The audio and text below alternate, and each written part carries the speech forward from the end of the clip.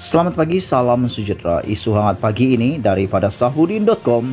Benci Najib dan benci Anwar, Mahathir akan bertanding atas tiket bersatu Zaid Ibrahim. Berita sepenuhnya, itulah yang diperkatakan oleh Dr. Mahathir semalam. Kemarahan dan kebencian Dr. Mahathir terhadap Najib adalah total dan tidak kehabisan. Saya kira kalaulah ada barometer yang boleh menjadi pengukur kebencian Dr. Mahathir kepada Najib, ia akan menunjukkan tahap yang sama dengan kebencian Dr. Mahathir terhadap Anwar Ibrahim. Dr. Mahathir begitu marah dia akan bertanding sekali lagi GE15. Dari apa yang diketahui umum, kemarahan Dr. Mahathir terhadap Najib tidak ada kena-mengena dengan 1MDB. Sepertilah kebencian terhadap Anwar tidak ada kena-mengena dengan sodomi. Anwar enggan memberi laluan kepada Dr. Mahathir memerintah sampai akhir zaman dan mengkritik cara autokratik beliau, lalu menyiapkan diri itu mengambil alih pimpinan UMNO. Itulah punca kemarahan Dr. Mahathir yang tidak berakhir terhadap Anwar. Dr. Mahathir tidak pernah menghukum siapapun termasuk dirinya sendiri karena skandal keuangan. Kebencian dan kemarahan Dr. Mahathir terhadap Najib berpunca dari Najib ingin menjadi Presiden UMNO dan Perdana Menteri yang agak bebas dari arahan dan telunjuknya. Ada pihak percaya usaha mencari dana untuk UMNO yang tidak ada kaitan dengan Dr. M dan kawan-kawan Dr. M lah yang menjadi sebab utama penubuhan 1MDB. Selain UMNO terpaksa bergantung dengan Dr. M dan rakan-rakan, selagi itulah Presiden UMNO dan Perdana Menteri mesti tunduk kepada kehendaknya.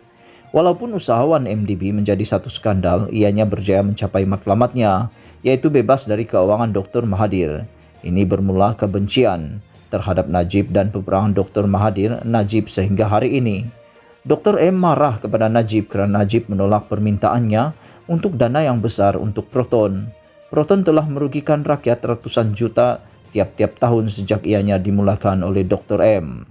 Bila Paklah cuba membuat kerjasama antara Proton dengan Serikat Gergasi Kereta dari Eropah supaya Proton hidup semula, dia ditekan oleh Dr. M supaya ianya tidak dilakukan.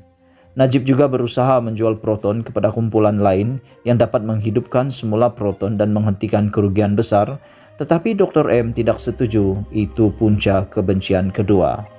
Jambatan Bangkok atau Crook Bridge dengan Singapura adalah satu lagi toys Dr. Mahathir. Dia marah bila Paklah menghentikan pembinaan Crook Bridge. Lalu beliau mahu Najib teruskan idamannya itu. Najib juga menolak kerana pada masa itu Johor pun tidak setuju dengan pembaziran tersebut. Saya percaya faktor Mukhlis tidak kekal menjadi Menteri Besar Kedah ketika Najib berkuasa di pusat juga salah satu punca kemarahan Cidet. Saya bukan penganalisis politik, tetapi saya percaya banyak faktor yang menyebabkan UMNO tewas GE14. Najib seorang diri tidaklah boleh memikul beban dan menjadi punca UMNO kalah. UMNO tewas kerana ianya terlalu lama di bawah pengaruh Dr. Mahathir. UMNO tidak dapat berubah dan tidak dapat menerima perubahan dan cara berpolitik yang progresif dan sihat di bawah Dr. Mahathir, yang di mana dewa-dewakan ialah politik Machiavellian, di mana kuasa mutlak diutamakan dan prinsip diketepikan. Semua cara untuk mengekalkan kuasa dihalalkan kerana tidak ada moral dan integriti diperlukan. Penyakit ini berleluasa di bawah parti baru Bersatu. Bersatu dan cara ianya bergerak cocok dengan cara Dr. Mahathir dulu. Sebab itulah Bersatu akan menang besar dalam pilihan raya nanti jika pihak pembangkang tidak bersatu kuku. Bersatu dan kerajaan tidak ada beza hari ini. Dan kemudahan yang ada pada kerajaan adalah kemudahan yang ada pada Bersatu. Ini resepi kejayaan. Tetapi itu hanya akan berlaku bila pilihan raya umum nanti yang setakat ini belum jelas akan diadakan di masa terdekat. Yang menarik dalam GE15 ini ialah Dr. Mahathir akan bertanding lagi. Saya percaya dia akan bertanding di bawah Bersatu ataupun calon bebas yang ditaja oleh Bersatu. Bersatu adalah parti ciptaan Dr. M. Maka kesitulah dia akan berpijak untuk meneruskan kemarahan dan kebenciannya terhadap Anwar dan Najib Razak. Ditulis oleh Zaid Ibrahim, bekas Menteri di Jabatan Perdana Menteri. Sekian isu hangat pagi ini. Jangan lupa tekan butang subscribe dan kita jumpa lagi. Bye-bye.